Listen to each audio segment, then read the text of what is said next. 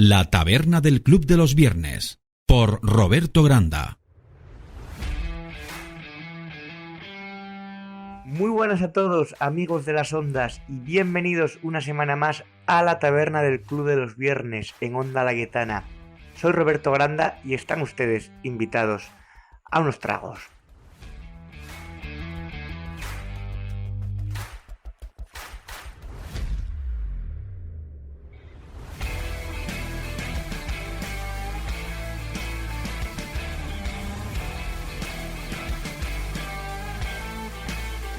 La taberna tiene a John Wayne en foto y a Ava Gardner en póster. También tengo una lupara, una preciosidad de 2 cañones, ojos negros tienes, debajo del mostrador, por si hay problemas a la hora de la cuenta, y porque defendemos el derecho a portar armas, tema del que seguro nos ocuparemos otro día. Hoy les voy a hablar de algo que en España sabemos un poco, pero no sé si sabemos bien, de democracia. Acompáñenme entonces al editorial. La taberna del Club de los Viernes, por Roberto Granda. En este país hubo siempre una difícil relación con las libertades.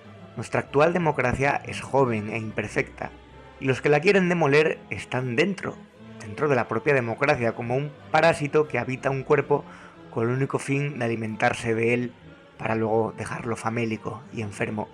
Aquí, en la taberna, si no es mucha molestia, queremos alejarnos, como de la peste, de populismos recién llegados y de rancios nacionalismos. Es cierto que llevamos un tiempo sin enfrentamientos civiles, bélicos a gran escala, y eso que con lo que nos gusta a los españoles destrozarnos entre nosotros. Aún habita, eso sí, la España cainita, la que ve al otro, al rival político, más como un oponente o un enemigo.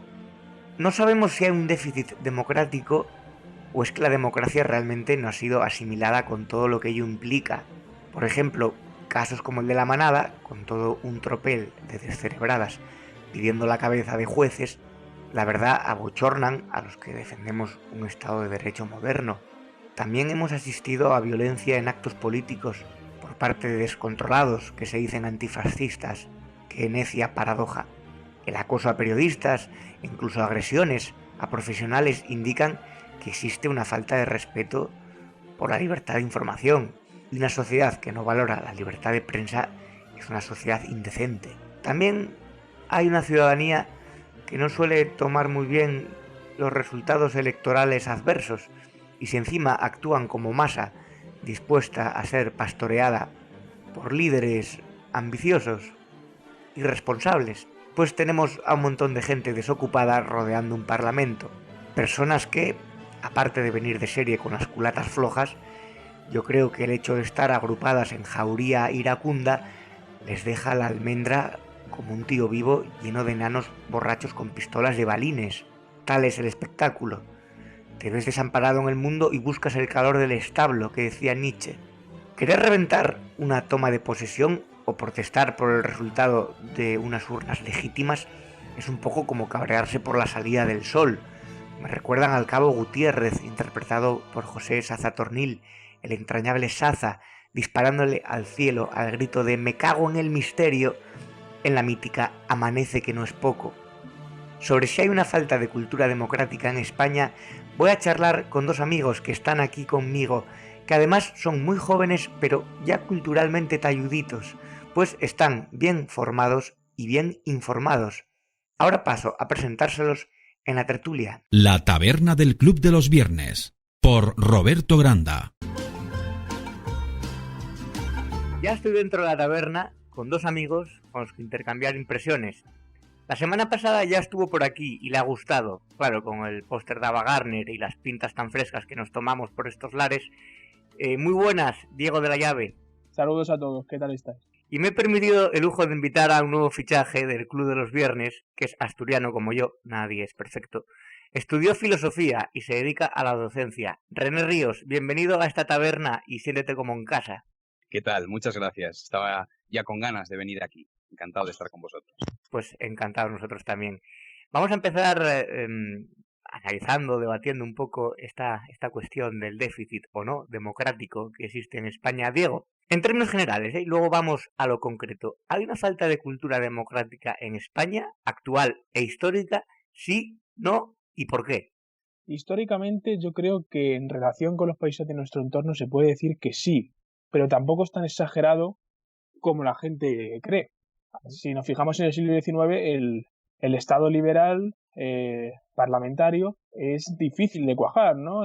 Son muchos años de golpes de Estado, de revoluciones, etcétera, ¿no? Y al final es el propio régimen de la Restauración con Cánovas del Castillo el que puede implantar una especie de régimen parlamentario más duradero, pero también tiene muchísimas deficiencias, ¿no? Y resalta por la corrupción. Entonces, bueno, yo me atrevería a decir que en parte sí, y se nota en que no hay una cultura de primarias en los partidos como puede existir en Estados Unidos o en Reino Unido. Porque al final votan entre ellos al candidato del secretario general del partido y bueno, Claro. realmente no existe una democracia que no, en el que sentirse representado. René, paisano, la misma pregunta para ti. Sí, no, y justifica tu respuesta, como en el colegio. Bueno, yo estoy de acuerdo con lo que dice Diego. Históricamente siempre vamos un pasín por detrás, ¿no? de nuestro entorno. No obstante, me interesa lo que él apunta, porque él menciona, por ejemplo, a Cánovas, ¿no? Es decir, los políticos medianamente decentes, ¿verdad?, son los que, bueno, pues pueden construir marcos como es el de la democracia. Yo pienso que sí que nos encontramos desde luego en un marco democrático, un marco que surge de esa transición que de hecho, bueno, desde nuestro entorno cercano y en general desde los países civilizados se la observa como una referencia en cuanto a bueno, un funcionamiento democrático, precisamente una transición hacia esa democracia, ¿no? Y esta transición viene dada precisamente pues porque, bueno, o por lo menos en mi opinión, ¿no? Porque hay una serie de políticos competentes que son capaces, digamos, de responder a una necesidad real de la sociedad, no como la que decía Pedro, sino una necesidad de verdad, una urgencia real, ¿no? Entonces, lo que sí que ocurre, precisamente creo que por esta misma razón, porque lo que tenemos ahora son políticos absolutamente mediocres, que digamos que la idea de democracia o la democracia en sí se ha pervertido, se ha banalizado, ¿no? Se juega con ella. De manera que pues probablemente no estemos a la altura de nuestros precursores, pero sí que desde luego pues nos aprovechamos, vivimos en ese marco democrático que sí que se nos ha dado, digamos, ¿no? Sí, pero a nivel ciudadano, Diego, bueno, y esto va a ser para los dos, a nivel ciudadano, la semana pasada hemos visto cómo se fletaron autobuses y se convocó a la gente para rodear un parlamento porque no estaban de acuerdo con el resultado de unas elecciones democráticas, limpias, que te pueden gustar más o menos el resultado, hay gente que le gustó, gente que no, pero que fueron legítimas. Entonces, ¿existe un déficit realmente o simplemente es que es muy fácil pastorear a la masa para llevarlos en autobuses y como el redil, ¿no? Para donde tú quieras? Bueno, es que en el fondo la gente que estaba allí rodeando un parlamento era un ejército de subvencionados, ¿no? Que veían en peligro su trabajo. Pero sí, estoy de acuerdo con lo que dices. Y eso también se puede hacer un símil con el siglo XIX. Es decir, cuando ganaba el Partido Moderado, había muchas veces una revuelta del Partido Progresista y viceversa, ¿no? Quizá es algo cainita español que bueno, que es algo que está en nuestra idiosincrasia que muchas veces no sabemos aceptar el resultado electoral limpio y sobre todo de parte de la izquierda, ¿no? Porque yo creo que en la derecha tradicionalmente al menos desde la Restauración, siempre ha solido respetar los procesos electorales. Es decir, cuando la CEDA pierde las elecciones en el 36, a nadie se le ocurre rebelarse, ¿no? Y eso que había habido un pucherazo. Pero bueno, yo creo que al fin y al cabo, en España el gran problema que hay democráticamente, al menos en la cohesión social, es que gran parte de la izquierda no acepta como democrático el perder. Es decir, si ganamos es democrático, pero si perdemos es fascismo. Y claro, eso es muy peligroso, muy, muy peligroso. Existe además una banalización del fascismo increíble, porque ahora todo es fascismo, entonces realmente la palabra pierde el valor, incluso la ideología. Los fascistas verdaderos dirán, oiga, ¿por qué un señor escuchando la COPE con 85 años en su casa es fascista cuando yo llevo toda mi vida siendo un violento y un energúmeno? Bueno, René, la guerra civil la digamos muy dentro nuestra en la idiosincrasia española, no solamente de la guerra civil del siglo XX, sino de las sucesivas guerras civiles que hemos tenido en la historia. Ujú. Bueno, yo iba a apuntar precisamente a esta pregunta que haces a la cuestión de la izquierda, ¿no? Históricamente podremos debatir más o debatir menos, pero desde luego yo pienso que el monopolio de estos mecanismos o de estos elementos o de estas acciones o de estos movimientos, que desde luego lo que muestran es, bueno, una voluntad antidemocrática clarísima, ¿no? Y un mal perder que va más allá del mal perder en sentido pueril, si queréis, ¿no? Que es el mal perder de los niños que simplemente no les gusta perder, ¿no? Pero esto va, yo creo que esto, bueno, pues clava las raíces en algo más profundo, ¿no? Y desde luego sí, la izquierda desde la guerra civil creo que podemos estar de acuerdo en que tiene el monopolio de este tipo de acciones antidemocráticas. Si bien creo que también es cierto que, bueno, hacemos bien en cargarle esa responsabilidad de la izquierda, pero también es cierto que los políticos de la derecha, al menos desde mi punto de vista,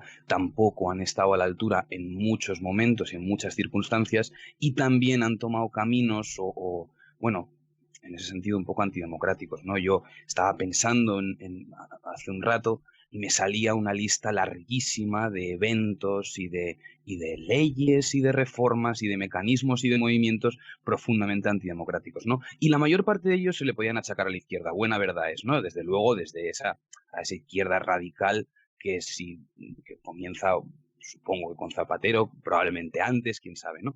Pero aquí en España me refiero.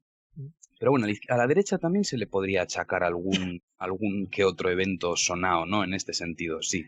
Sí, claro, no es una cuestión tanto de izquierda o de derecha como de sentirse demócrata o tener tics totalitarios. Vamos a hacer una pequeña pausa y volvemos enseguida con Diego de la Llave. La taberna del Club de los Viernes, por Roberto Granda. Bueno, estamos ya a la vuelta con Diego y quiero comentar una cosa, con ambos además, con Diego y con René. Machado decía que en España de cada 9 cabezas una piensa, o sea, no, de cada 10 cabezas una piensa y 9 embisten. Entonces, tal vez detrás de estos movimientos de rodear al Parlamento, de salir a la calle las feministas a pegar berridos a sol para defender unos derechos que nunca les han quitado, simplemente la subvención, puede que haya una cabeza pensante que los está, en fin, manipulando para que ellos embistan, o sea, que es un poco orquestado, que no es una cosa que salga espontánea. ¿Quién puede ser la cabeza, aunque todos imaginamos cuál es detrás de estos movimientos? Primero Diego y luego René. Yo creo que sin lugar a dudas Pablo Iglesias. Pablo Iglesias y en menor medida el PSOE, aunque la diferencia no es tan grande, ¿no? Son partidos que son del Estado porque, seamos sinceros, en España los partidos, los sindicatos y la patronal viven de las subvenciones. Entonces no se deben tanto a los intereses de la gente como a los intereses del Estado. Y ellos lo que se han encargado es de crear chiringuitos, crear ejércitos de subvencionados y de gente que depende del bienestar del Estado, que no es el bienestar de la gente. Solo voy a dar un dato, ¿no? Que creo que es bastante clarividente. En España, una persona que trabaja en el sector público gana más que una persona que trabaja en el sector privado, ¿no? Y eso, al fin y al cabo, lo que te lleva es a la ruina. René, la mano que mece la cuna de la violencia, o sea, del ir a rodear una toma de posesión democrática, como pasó la semana pasada, ¿sí, es Pablo Iglesias? Bueno, yo pienso que sí, a día de hoy es probable que los marqueses de Galapagar tengan mucho que ver en toda esta cuestión, ¿no? Si no directa, indirectamente, porque es verdad que los autobuses los fleta Susana, ¿no? Y los paga Susana, pero ¿cuál es la razón por la cual se fletan estos autobuses? ¿Cuál es la razón por la que el PSOE está inmerso en esa deriva hacia la izquierda radical y hacia Podemos con el fulano Pedro, que es no sé, es una parodia de un político, ¿no? Es decir, todo esto tiene una serie de razones y yo pienso, a lo mejor quiero pensar, que es precisamente por esa influencia negativa que tiene Podemos, que es como no sé, como un gran cuerpo celeste que tiene mucha gravedad y entonces atrae hacia sí a esa, bueno, a esa órbita de personajes, ¿no? Y se dejan todos convencer por el relato este extremista que nos domina a día de hoy, por esta cuestión de la corrección política y de los progres, de la subvención y demás, ¿no? Eso desde luego. Ahora bien, mencionaba antes, ¿no? Que en mi opinión, siempre en mi opinión, tenemos unos políticos bastante mediocres. Bueno, vivimos o nos situamos en el marco de una democracia representativa. Yo no sé qué es antes, si el huevo o la gallina, pero los políticos mediocres lo que reflejan es lo que tú bien decías en palabras de Machado, ¿no? Porque es que tal vez sea verdad, bueno, pues vivimos en una sociedad en la que, en fin, pues no sé cómo decirlo, no sé si se puede decir aquí esto así, pero la mayoría somos una panda de borregos o Se una puede, panda se de... puede decir, en la taberna se puede. Y tiene toda la razón. O en cierto sentido, bueno, quiero decir, mejorando lo presente siempre, ¿no? Pero hay bastante mediocridad, hay bastante conformismo, hay una voluntad, por ejemplo, entre la gente joven. Yo soy muy joven, vosotros no tanto, pero también... Pero si Diego es joven y yo también soy Yo joven. tengo 18 años. Pero yo mucho. No, pero quiero decir que entre gente, yo tengo 23 años, entre gente de mi edad se escucha lo de, bueno, pues sacar las oposiciones, ser funcionario a toda costa, hay una especie de aura de conformismo alrededor de todo el mundo y en cierto modo hasta de mediocridad, ¿no? Entonces esos políticos son el reflejo de la sociedad y nos pasa lo que nos pasa pues porque nos tiene que pasar, o por lo menos yo pienso que esto es así. Y también dentro de los partidos, podemos hablar ahora después de la segunda pausa, no existe una democracia real porque hay una disciplina de voto y entonces, aunque haya 350 diputados en el Congreso, votan como si fueran 8, porque son los 8 partidos que votan, es decir, sabes que todos del PP van a votar lo mismo, salvo que haya un despistado que se equivoque, sabes que todos del PSOE van a votar lo mismo, y sabes que todos los de Podemos, porque si no los purgan, entonces, claro, porque luego los llaman díscolos, ¿verdad? Entonces por eso es una política totalmente sectaria. Vamos a hacer una breve pausa y continuamos hablando de este tema de la democracia interna de los partidos. La taberna del Club de los Viernes, por Roberto Granda. Bien, Diego, la semana pasada asistimos a un enésimo enfrentamiento, yo la verdad que asistí con mucho regocijo, entre Podemos, porque además de cargarse a medio partido Pablo Iglesias, al que fue antes su mejor amigo, pues acabó con él como acabó, por una cuestión de lucha de poder. Pero es curioso, ¿no?, que esta gente te vende democracia, pero al que se sale un poco del redil le meten un palo tremendo y además Íñigo Rejón primero lo quitó de su lado para poner a la Churri y ahora directamente él se fue por otro camino y creo que va a acabar posiblemente, no con un payolet en la cabeza como Trotsky, porque eso ya no se estila afortunadamente, pero pueden acabar bastante mal y todo por la lucha de poder. Entonces al final, ¿de qué democracia hablan si actúan como los comunistas de antaño, que era que al discrepante lo purgaban? ¿Qué democracia existe, Diego? Claro, es que son comunistas, ¿no? Y los comunistas siempre han tendido a purgar. Pero todas esas purgas son algo natural en un estado de partidos, ¿no? En el que... Sí, no solo en Podemos, claro. Claro, es un sistema de listas cerradas en el cual pues va la lista el que cae mejor al jefe. Es que eso es una vergüenza, ¿no? Pero es que en España, al final, no hay representatividad. Si te pones a comparar con lo que ocurre en Estados Unidos o en Reino Unido, ¿no?, que tienen sus propios problemas, pero al menos tú sabes quién es tu diputado de distrito. Tú has elegido a un diputado por tu barrio, por tu ciudad, etcétera. Pero aquí te coloca el jefe del partido a quien quiere, que no representa exactamente a nadie, y como vota en contra, porque tiene algo de principios, le multan o le echan del partido, ¿no? Y que se olvide de ir en las siguientes listas. René. Sí, bueno, desde luego los partidos funcionan, pues eso, como empresas privadas, ¿no? De manera que los dirigentes toman decisiones y bueno, y por lo menos en las empresas privadas hay un consejo de accionistas y una serie de personas que tienen voz y voto, pero aquí en los partidos yo pienso que no hay tantas, ¿no? Sobre lo que Diego menciona el Reino Unido, por ejemplo, a mí el otro día me sorprendía que me sorprendiera escuchar a Lacalle haciendo uno de esos análisis que hace él tan finos del tema del Brexit y demás, y explicando que, bueno, que nada estaba asegurado porque cada uno de los parlamentarios vota lo que le parece, lo que le viene en Claro, gana o lo que su moral le dicta, ¿no? Y ya te digo, me sorprende que me sorprenda, pero es normal, porque en este país, en España, pues no funcionan las cosas de esa manera, ¿no? Y luego habéis mencionado una cosa que a mí siempre me llama también mucho la atención, ¿no? Que es esa paradoja de la reivindicación de la democracia que hacen partidos como Podemos, que utilizan la democracia, el nombre de la democracia como un arma arrojadiza, pero después lo que hay en lo más hondo de esos partidos es pura antidemocracia, ¿no? O sea, lo que está haciendo Pablo, por ejemplo, desde un primer Vista Alegre o desde el Vista Alegre en el que mandó Errejón al gallinero, pues hombre, yo creo que está bastante claro lo que es, ¿no? Es decir, pero esto tiene que ver, creo, con lo que comentaba al principio de la banalización de la democracia. Es decir, si vacías de contenido completamente el concepto, la realidad de la democracia, pues puedes utilizarla como un arma arrojadiza.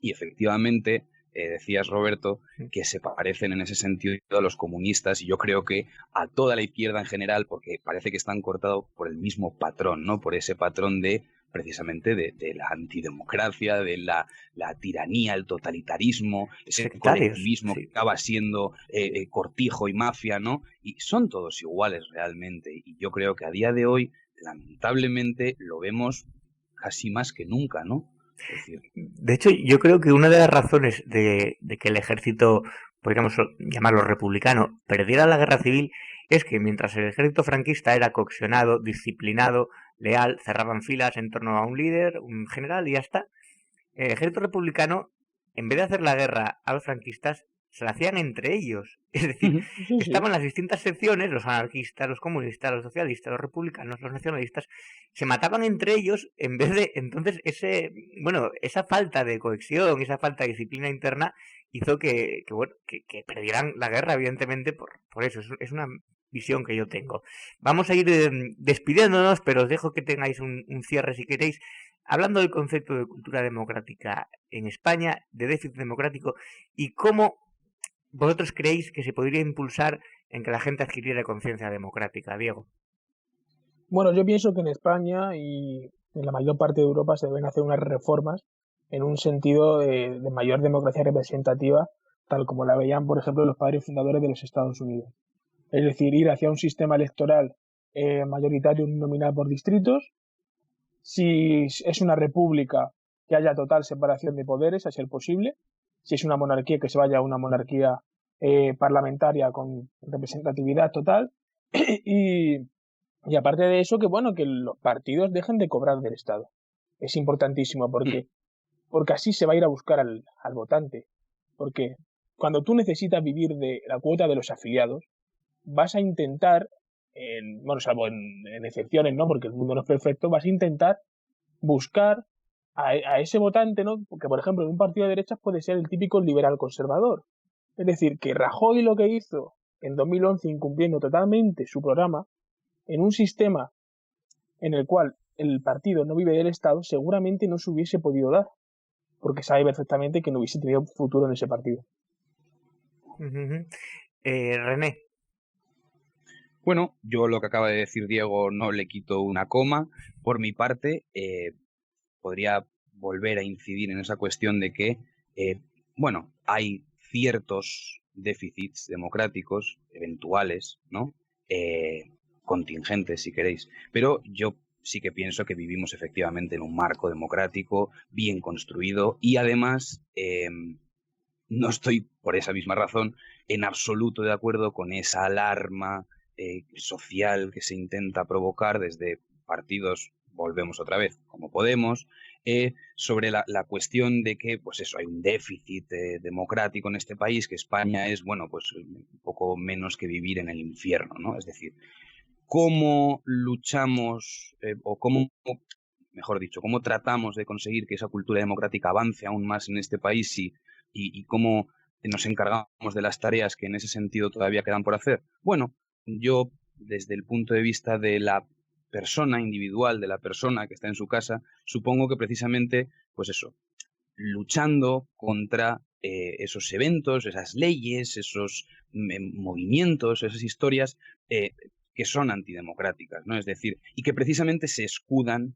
en la democracia y reivindican la democracia para atropellar absolutamente a todo el mundo, y podemos dar 1000 ejemplos, ¿no? Entonces, poner sobre la mesa el hecho de que leyes, por ejemplo, como puede ser pues la que ahora se está comentando tanto, ¿no? La de la violencia de género, pues que son completamente antidemocráticas. Ponerlo encima de la mesa, hablarlo, debatirlo, hacerlo público, Enriquece el dar debate. cobertura mediática, efectivamente, dar cobertura mediática a esa crítica constructiva, racional y necesaria que se puede y por necesaria se debe hacer de estas cuestiones, ¿no? De estos eventos, digamos. René, muchas gracias por estar aquí en la taberna. Espero que hayas estado cómodo y contaremos contigo en futuras ediciones, claro que sí. Gracias a ti, Roberto, por la invitación. Encantado de estar aquí. Diego, un placer de nuevo tenerte aquí y espero que vengas por aquí a tomar algo también próximamente. Muchas gracias por haberme invitado y, como siempre, un placer participar. Muy bien, pues vamos ahora con una canción, como siempre, un tema, y volvemos con la entrevista económica para hablar de fiscalidad. La taberna del Club de los Viernes, por Roberto Granda. Bien, tabernarios, estamos de vuelta, vamos a la entrevista económica. Estoy con una persona de las que saben bastante de economía y su entramado, Joaquín Parejo. ¿Qué tal estás? Bienvenido.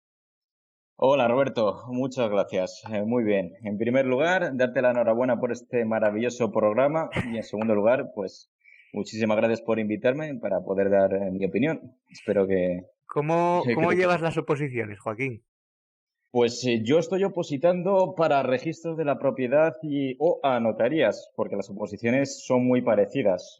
Claro, como registrador, bueno, ya conoceréis a don Mariano Rajoy. Y este año me toca notarías y con un poco de suerte creo que tengo bastantes posibilidades y a final de año pues espero ser notario, pero si no, pues al año que viene a probar con registros, a ver si hay más suerte. Bueno, hombre, con tesón y voluntad ya verás cómo lo sacas adelante. Conocemos a Mariano Rajoy para nuestra desgracia, algunos, otros para su fortuna, eso, bueno, hay opiniones para todos los gustos. Vale, coméntame para ponerme al día cómo es eso, yo hablo desde un conocimiento muy limitado, de que nos van a crujir a impuestos. Efectivamente, como habéis podido comprobar, los últimos presupuestos generales del Estado tienen un gasto muy alto, desorbitado. Es el mayor gasto en mucho tiempo y tiene que ser sufragado de alguna manera. Entonces, lo que va a hacer el gobierno, pues lógicamente, es aumentar los impuestos para tratar de cuadrar las cuentas. ¿Y hay un mordisco fiscal importante? Demasiado, sí. El problema de este mordisco fiscal no está sobre todo en su tamaño y el segundo gran problema que tiene es que se basa en unos ingresos irreales. ¿Me explico? Sí. Estos presupuestos generales no tienen en cuenta pues nuestro entorno económico, puesto que toda la economía global se está comenzando a desacelerar y nosotros, o bueno, el gobierno estima que nosotros vamos a seguir a un crecimiento normal, incluso superior a la media, lo cual la mayoría de los economistas no están de acuerdo. En segundo lugar, tampoco tienen en cuenta el comportamiento de cada uno de los operadores jurídicos que operan en los diferentes mercados. Esto quiere decir que, por ejemplo, en un nuevo impuesto, como por ejemplo en la conocida como tasa Tobin, el impuesto sobre transacciones financieras, pues si tú gravas más las acciones, los inversores podrán decidir invertir una menor cantidad o directamente no invertir. Y además, estas tasas también han sido implantadas, por ejemplo, en Reino Unido o bien en Italia, y las previsiones de ingresos pues son mucho menores que las nuestras, Roberto. ¿Y qué pasa con los autónomos y emprendedores? Que me comentabas el otro día en persona algo de para la gente emprendedora que lo van a tener bastante más fastidiado. Esto no tiene tanto que ver con la imposición fiscal, sino más con otros gastos que puede ser, por ejemplo, el aumento del salario mínimo interprofesional. Porque sobre todo son las micropymes y las pymes los que aglutinan los trabajadores con un menor salario. Entonces van a incrementar mucho sus costes. Desde un punto de vista fiscal, sí que determinados impuestos, como por ejemplo el derivado de la tasa Google, va a gravar todas las operaciones que se realizan a través de medios digitales. Por ejemplo, una pequeña o mediana empresa que no tenga una base o un medio para distribuir sus productos, generalmente lo hará a través de plataformas como la de Amazon. Entonces tú, al grabar Amazon va a repercutir estos impuestos en estas pequeñas empresas, por lo cual van a ver incrementadas también todos sus costes. Además, sin perjuicio de que se haya podido aumentar la cuota de los autónomos. Una pregunta que yo le hice a Diego Barceló la semana pasada. ¿Parte de estos presupuestos generales es para contentar, o sea, se le va a pagar más dinero, una forma de, bueno, de pagar el apoyo, ¿no? De agradecer el apoyo a Cataluña, que además es de las comunidades que menos necesitan el dinero? Bueno, claramente estos impuestos son muy electoralistas, Roberto. Si puedes ver en cómo se distribuyen los principales ingresos, pues Cataluña es la comunidad más beneficiada. Sin embargo, tengo mis dudas que puedan apoyar estos presupuestos en cierta medida quizá por el impuesto de sociedades, ya que los catalanes, a diferencia de los vascos, no tienen un régimen fiscal propio y el impuesto de sociedades va a repercutir mucho en la industria catalana ya de por sí muy maltrecha. Entonces no lo tengo tan claro desde ese punto de vista fiscal. Electoralistas, te diría que por supuesto, y yo creo que que Cataluña va a intentar rascar algo más. Bueno, es que el nacionalismo nunca tiene suficiente y al final es una cuestión monetaria, yo creo. Es un pozo sin fondo. Un pozo sin fondo. Los vascos, sin embargo, están como locos por aprobar estos impuestos, ya que si llegan a aprobar esta reforma fiscal, su industria va a ser mucho más competitiva. Entonces, la mayoría de la industria se va a descentralizar y va a ir al País Vasco, ya que ellos tienen un propio control sobre su propio impuesto de sociedades. Y sin embargo, en Asturias seguimos sin tren y parece que tenemos que cruzar a la meseta en burra, tío. En Asturias vais a seguir en burro, yo creo que incluso peor.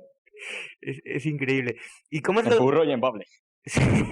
Bueno, el debate de la cooficialidad da para un programa entero de la taberna. Pero dicen que se va a rebajar los impuestos a los ricos, que es lo que quieren, bueno, que piden que se rebajen los impuestos a los ricos, que han aprobado una cosa. En fin, hay un rollo ahí que los podemitas te sueltan que yo no sé muy bien a qué se refieren. Yo creo que lo que estás diciendo tiene que ver con las dos principales subidas de impuestos a sociedades y a IRPF. Sociedades es, para que nos entendamos de modo general, a las empresas, todas las sociedades, y el IRPF es a las personas físicas. Oye, y en Andalucía se referían a que el nuevo gobierno que quería quitar el impuesto de sucesiones y todo eso lo veían como algo malo, ¿no? Hombre, mi pensamiento liberal, creo que toda bajada de impuestos siempre es buena, siempre que vaya acompañada de la correlativa bajada de gastos, pero en este caso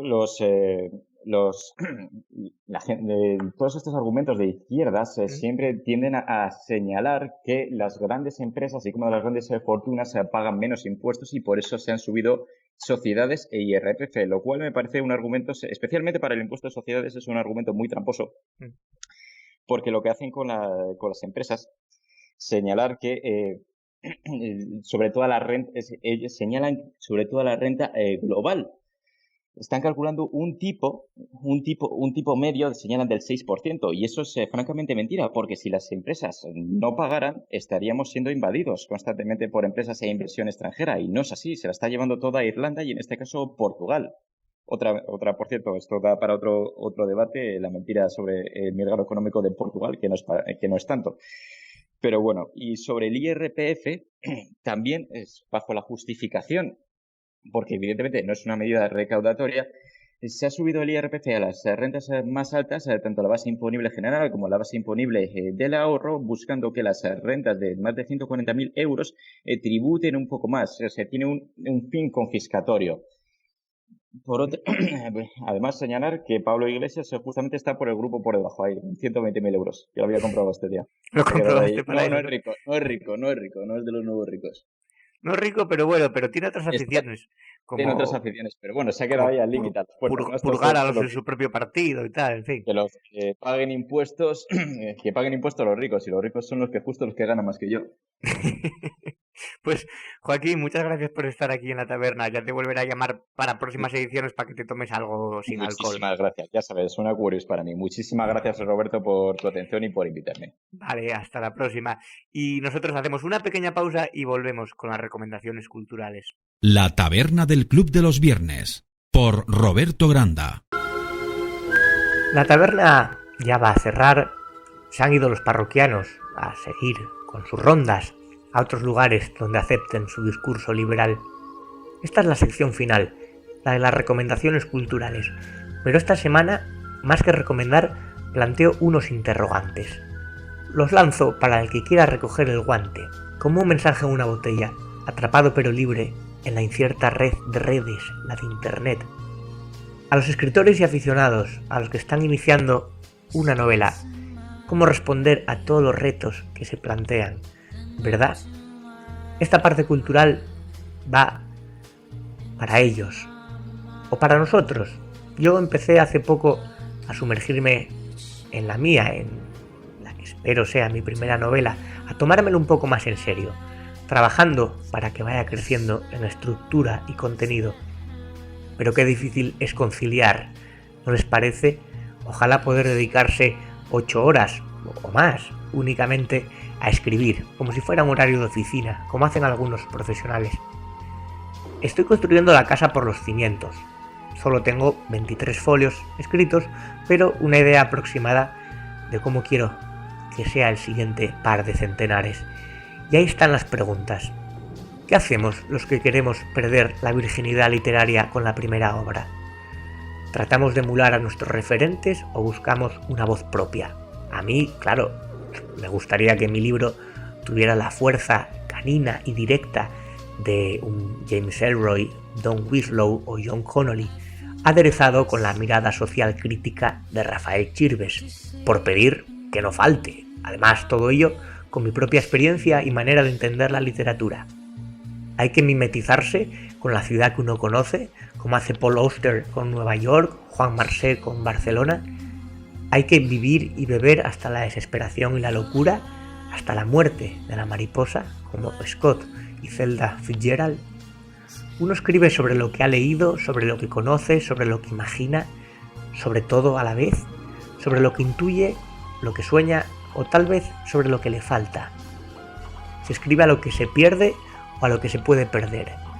Se busca la analgesia a través de las ficciones. ¿Es la escritura una forma de catarsis? ¿Cuántas veces nos hemos dicho me rindo? Me rindo ante la página en blanco, me rindo ante la abrumadora superioridad de las cosas que leo y pienso que nunca seré capaz de escribir algo igual. ¿Cuántas veces hay que romper un borrador y empezar de cero? ¿Cuántas veces hay que pedir perdón? ¿Existe oficio más solitario, individualista y egoísta? ¿Es escribir una forma de onanismo? ¿Debes identificarte con los personajes, a veces hasta extremos dolorosos, o hay que mantenerse equidistante? ¿Sirven para algo los manuales de ayuda al novelista, estudiar las técnicas, releer a los clásicos? Un escritor se hace leyendo y viviendo, pero es necesario ese algo más, ese extra que algunos llaman talento, ¿o es puramente oficio? ¿Sirven para algo estas preguntas? Nosotros nos escuchamos la próxima semana, si ustedes quieren. Hasta luego. La taberna del Club de los Viernes, por Roberto Granda.